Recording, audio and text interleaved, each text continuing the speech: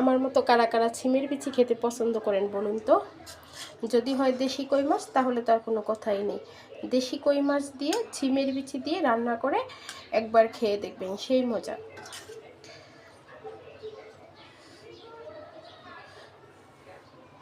সহজভাবেই আজকে রান্নাটা করব, আশা করি ভালো লাগবে।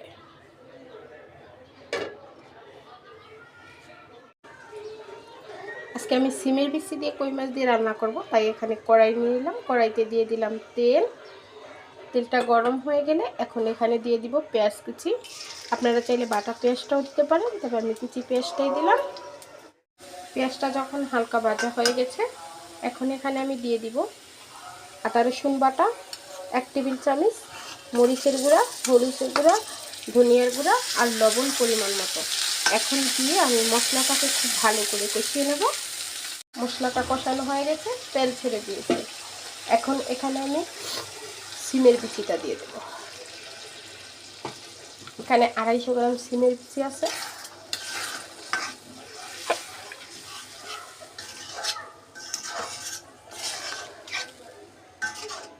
দিয়ে একটু কষিয়ে নেব।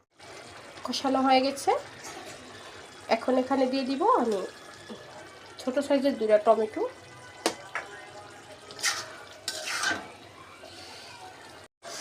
এখন দিয়ে দিব আগে থেকে ভেজে রাখা কই মাছ। এখানে আজকে আমি কই মাছ দিয়ে রান্না করব।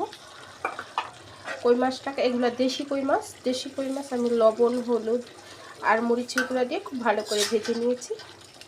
এখন সেটা দিয়ে দিলাম। দিয়ে পরিমাণ মতো পানি দিয়ে দেব। পরিমাণ মতো পানি দিয়েছি। এখন ঢাকনা দিয়ে ঢেকে অপেক্ষা করব সিমের বিচিটা সেদ্ধ হওয়া পর্যন্ত।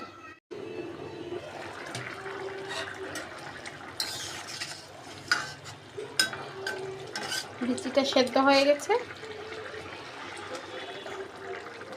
এখন দিয়ে দিব ধনেপাতা কুচি। ধনেপাতা কুচিটা দিলে খুব সুন্দর একটা ফ্লেভার আসে। আপনাদের হাতের কাছে না থাকলে আপনারা এখানে ভাজা জিরার গুঁড়োটাও দিতে পারেন, তবে ধনেপাতা কুচি দিলে ফ্লেভারটা খুব ভালো আসে। তরকারিটা পুরো এখন আমার হয়ে গেছে। আমি 2 মিনিট অপেক্ষা করব আর ঢাকনা দিয়ে দেব।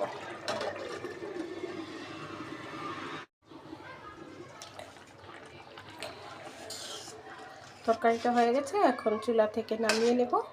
আর গরম গরম ভাতের সাথে গরম গরম তরকারি খেতে কিন্তু সেই মজা। এভাবে করে কই মাছ দিয়ে ছিমের বিচি দিয়ে একবার হলো রান্না করে খেয়ে দেখবেন। আশা করি রেসিপিটা আপনাদের কাছে ভালো লাগবে।